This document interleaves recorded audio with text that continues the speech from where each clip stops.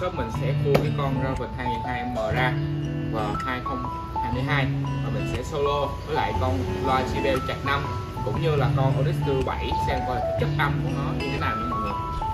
Thì giá của cái con BRAVEN 2002M này shop mình bán chỉ có là 2.890 thôi, hàng full box cùng với kênh luôn nha mọi người.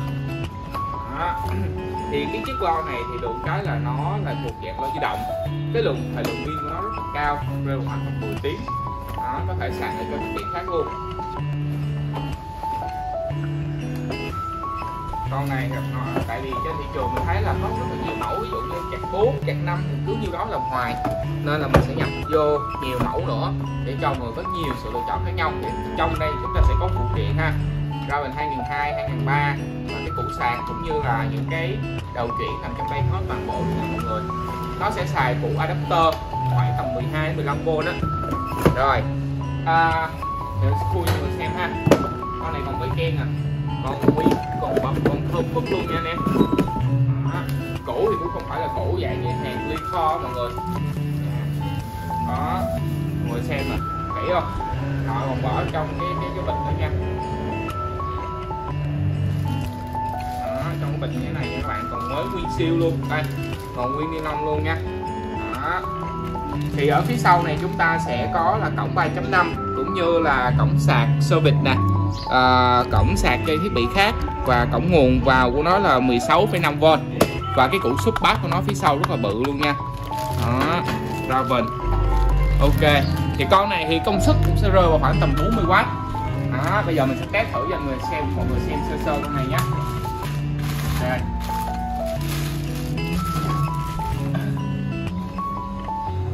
Wow, mới quá. Rồi.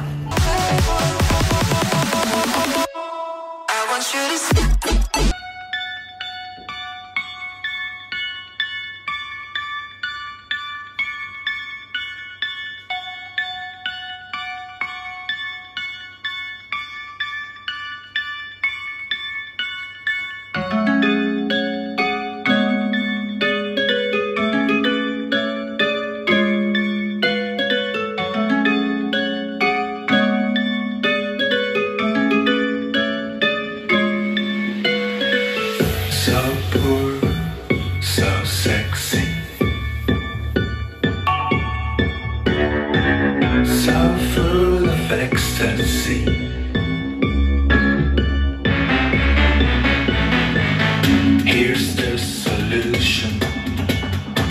You don't need to prove yourself. Gotta take a long ride.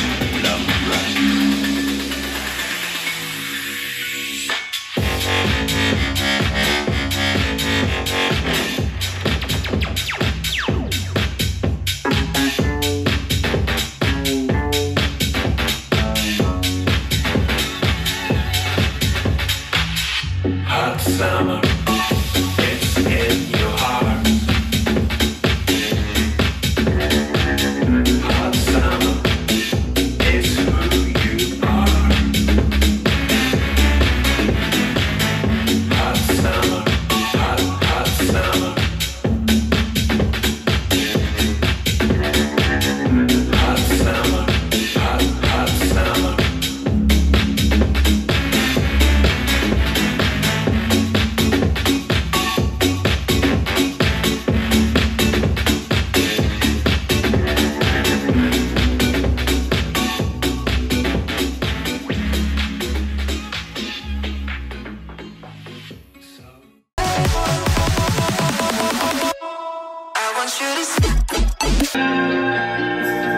Em sẽ gã đông hơn bây giờ, đời đâu không bao phần đời em nhận ra thế gian ai cũng là người có với ai bây giờ, vì sẽ chẳng có ai lắng nghe điều không có ai muốn nghe em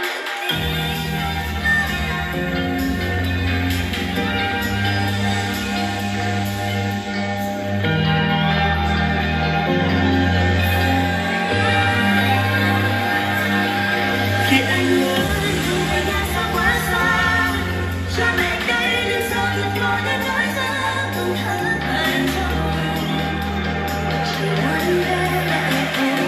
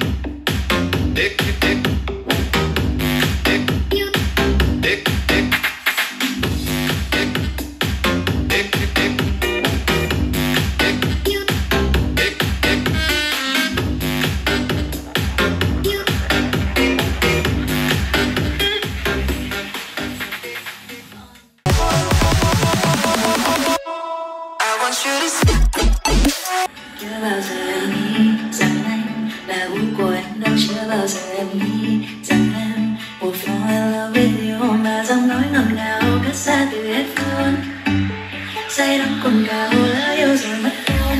Chưa bao giờ em nghĩ là ta cùng nhau đến những về cách xa kia số, và ta vẫn luôn biết nhau làm gì, cần nói một lời nhưng hỏi quên đi tận chung, chẳng cần báo một lời nhưng câu yêu là nhớ nhung. Vùng hoa tầm vai ngày ấy anh đã tưới lên tình yêu, dừng hồng môi cùng nhau mình cháy cháy lên tình vết son.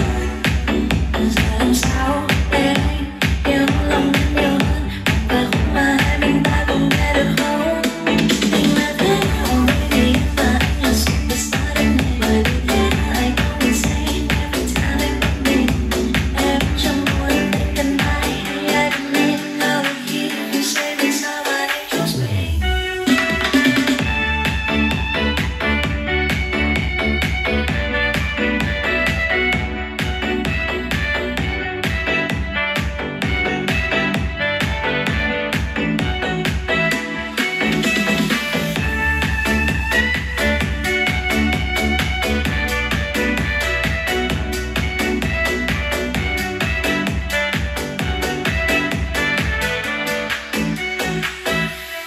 Em mong rằng anh đã thấy những gì cần thấy, để câu từ em viết, để từng lời em hát cho anh. Chưa bao giờ em nghĩ là anh ngọt ngào đáng yêu như vậy, thật là kỳ tích. That I look beautiful this way, vì đâu mấy ai yêu cách trân trọng chính em, và đâu mấy ai